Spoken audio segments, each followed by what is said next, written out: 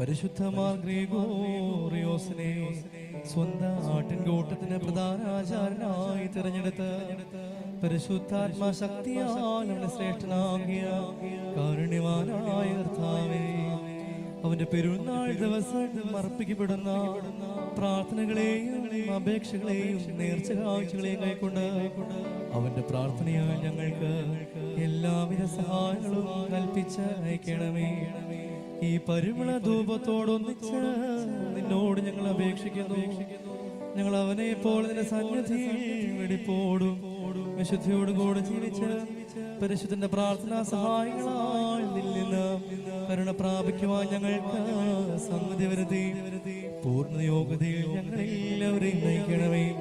ഞങ്ങൾ ഇപ്പോഴും എപ്പോഴും നിനക്ക് സ്തുതി സമർപ്പിക്കും. പാർക്കുമോ മോറൻ വാലോ